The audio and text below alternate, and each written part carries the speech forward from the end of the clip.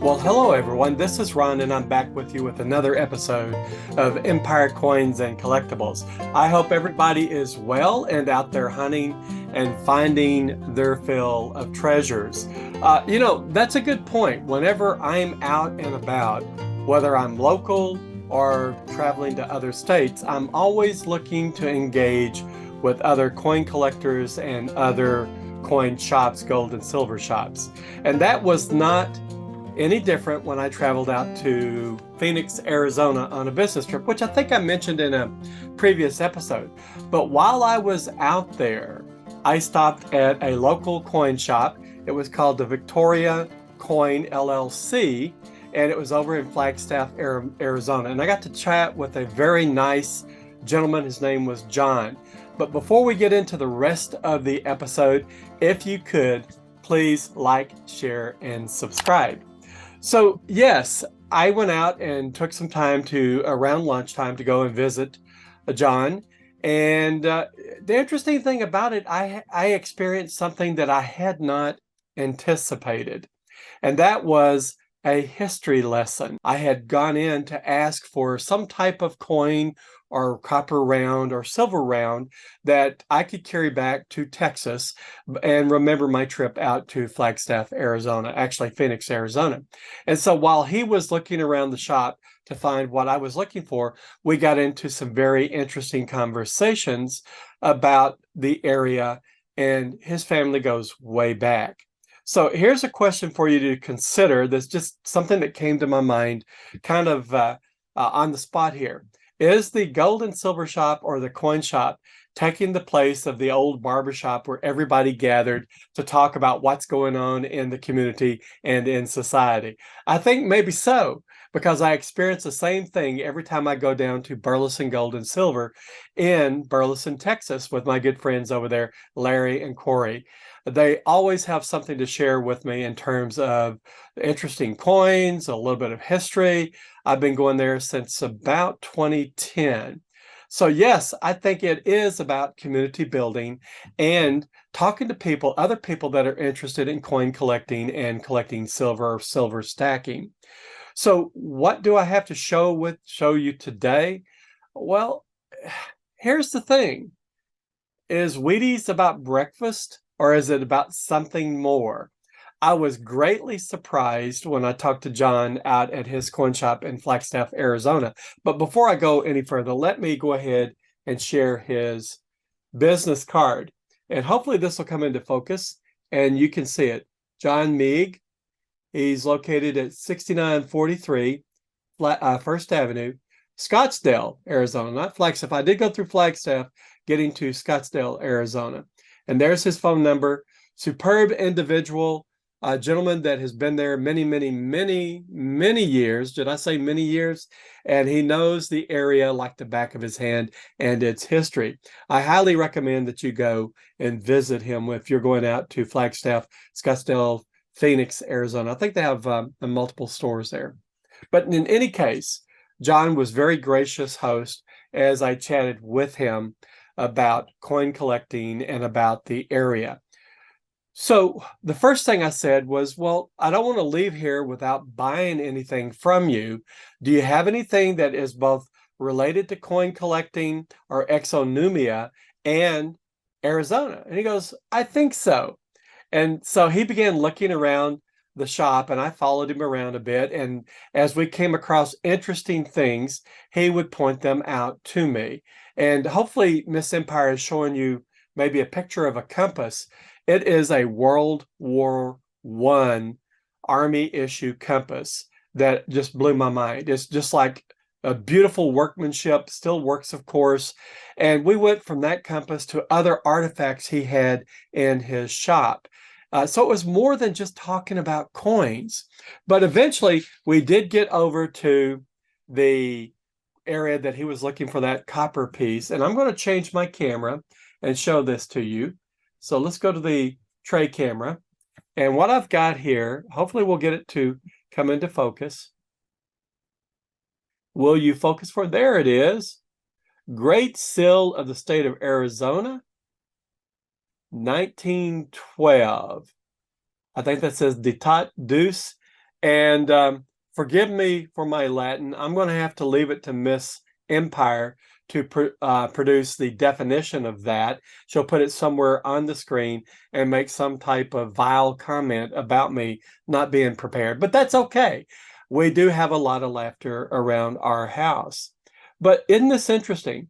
You see that image that's impressed upon the copper round about Arizona and the desert. Just a beautiful copper round. Now let's turn it around. And you see, this is more of the same. And this is celebrating the centennial, not of the state of Arizona, but of the Arizona territorial centennial. So when Arizona became a territory, this is a celebration from 1863 to 1963, celebrating the 100 years of Arizona. Isn't that gorgeous? I will cherish this. This will never be sold. It will be part of my collection, and my heirs will probably have to deal with it after that. But in any case, I do love this. I love the one of the things I want to point out. Let's see if I can find a ink pen here. When I was out there, the Segura, I think that's how you say it, the Segura cactus, the cacti were all over the place, and they were magnificent. In many cases, I don't know if it was the Arizona Park Department or what, they had them fenced off to protect them from people that might do them harm, but they were just gorgeous. So I'm sure that this is the state bird. I'm not sure what the state bird of Arizona is, but again, I will point to Miss Empire to fill in that somewhere on the screen, and I bet that is the state flower right there. But I do find this so very, very interesting. It is something that I do enjoy in terms of collecting large copper rounds, whether they be medallions, rounds with no other thing but artwork on them, or a large copper penny. Those things interest me. So I don't know. Are you interested in something like this? Okay. Now, I did start this out by saying, what does coin collecting and the breakfast cereal Wheaties have in common?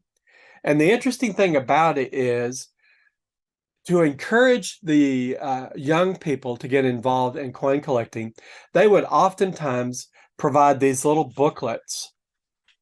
And these booklets were created so that you could open them up and begin plugging the holes. Now, this one has some foreign coins in it.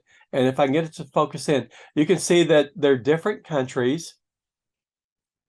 And the individual that was filling this out had plugged many of the holes showing which coin the countries were from. So what did this do? This created an interest in coin collecting by a child or a young collector or a young adult or even an older adult like me. I had no idea this was a very unique area for coin collecting. Now, John had something called pigs, and these pigs were like little booklets like this, but they were shaped like a pig. And apparently they were unique to the banks out there in Flagstaff, Arizona, Phoenix, and that area, where you'd open them up and you'd fill in the U.S. coins that were shown needing to be plugged in that booklet. So, in the past, I'm ashamed to admit it, and if John watches this video, I really ask for his forgiveness. In the past, I would take these booklets, pop out the coin, put the coin in the coin holder, the coin sleeve. Perhaps it was something, I don't have anything close to it, close by. Let me see. I would pop them out and put them in coin holders, right? Like this. And then I would put them in a 3-ring binder with those large 20 coin holder sheets. But really, I was separating a bit of history from it. Now, who in the world would have thought that this book that was created by the company that produces the Wheaties cereal would do that to encourage coin collecting by children? I think it's the neatest thing. By the way, it wasn't just over in Flagstaff or in Phoenix. Here's one, and I did this even recently. Here's one by the American Bank of Texas that they had filled out, and I got a couple of them, and I popped the coins out and put the coins in my collection. Now, again, shame on me. This was created for the presidential dollar coins. I should have left the coins in it as they were placed by the original collector and set aside a very special place in my collection in a filing cabinet or some other place to store these and pull them out and look at them. I mean, this was made for the George Washington presidential dollar, the John Adams. Let me get a little closer. Will it focus? There it is. Thomas Jefferson, James Madison, James Monroe, John Quincy Adams, Andrew Jackson, and Martin Van Buren. So all these were fitted right here into this particular coin holder. Now, it's kind of interesting. Those presidential dollars seem to be a little larger than these holes. So I wonder if there was a bit of a difficulty there in this particular one. But in any case, I think you get what I'm saying.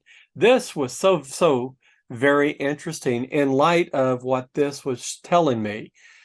There needs to be more encouragement for children and young adults to collect coins so that we can keep the hobby healthy, because it's the interest of people that make it worthwhile. Now, I will take that back in one sense.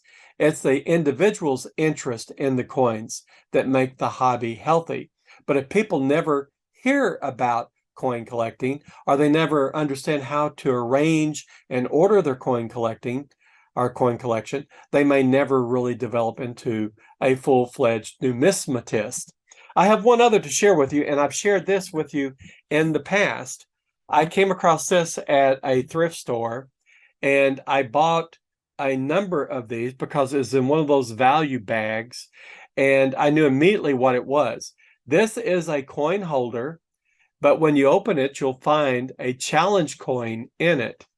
And so fortunately, I did not remove the coin from the coin holder, and you get a little bit of the history. Here's the National Guard's mottos: loyalty, duty, respect, selfless service, honor, integrity, and personal courage.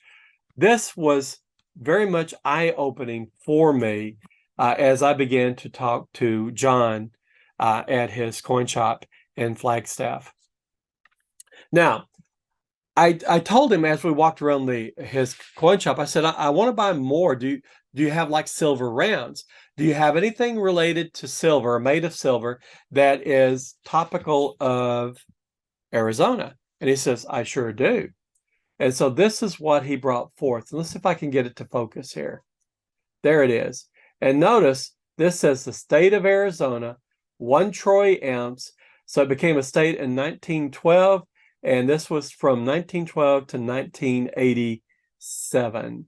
And there's that 0.99 fine silver.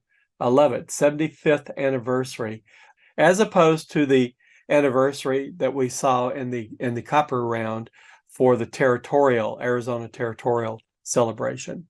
And then here's the other side. It's the Great Seal of the state of Arizona, 1912. And it has that same type of picture as the copper round had on. I wonder if I can get it to focus a little better. A little bit. But I just love this sort of thing. And again, this is something in my collection that will not leave no matter what. It's just something that is part now of my memory in not only my travels, but in my coin collecting journey. So I said, well, John, I'm a silver stacker. Do you have any silver maybe that I can buy from you?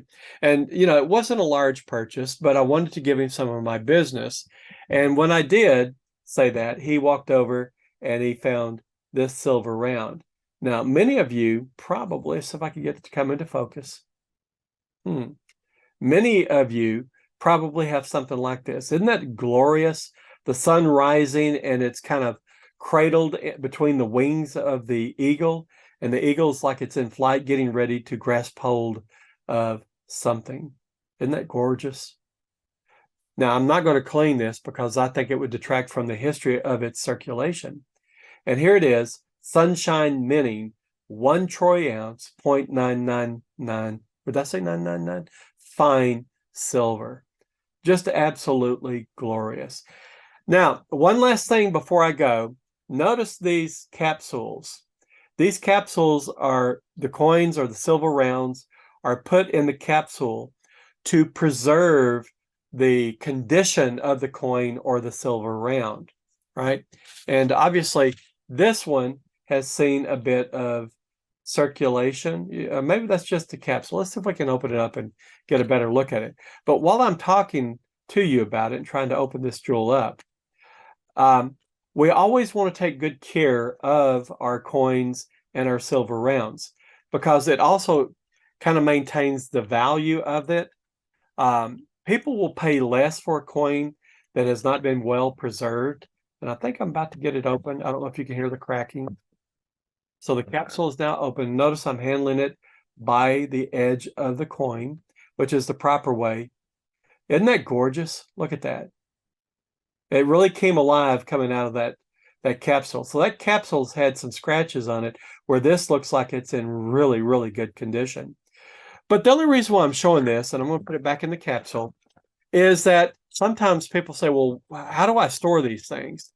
Well, obviously, you can just pitch them in a box, or you can go down to Home Depot or Lowe's and get one of these nut or bolt holders. And it seems to be the right size. You can see all the empty capsules I have in there. It'll hold probably 20, somewhere around that number. And you can actually put your coins in these and store them away in your safe or your hiding spot, your hidden safety area, see?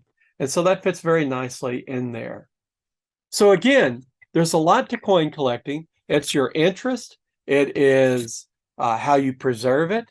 And it is educating our young people about what coin collecting is all about, showing that they too can get a lot of enjoyment out of it. Let's see if I can get John's business card to stay there.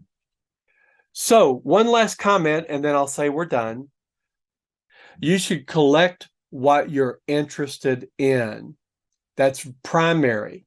Now, a lot of people confuse collecting with investing. You don't collect to invest because a lot of times what you're interested in will not appreciate much in the market space. It's just that they're interesting coins or interesting rounds. People that collect as an investment scheme often find that they're disappointed. There are rare occasions, and I think we're in one of those scenarios right now, where coins made of silver will escalate quite a bit in value. And that's due to the pressure on an ounce of silver to go up in the market space. But again, I would say never collect as an investment scheme. Always collect with an eye on what you're interested in. And if it turns out to be a great investment, you've got the best of both worlds. All right, let's see if I can get this back in focus. Okay, so if you're out in Flagstaff, Arizona, Scottsdale, in that area, go look John up, give him a call, and go visit him in his store. All right, guys and gals, that's all I have for you today. Remember, when you're out there hunting, always be aware of your surroundings. Be careful, and of course, good luck. All the best.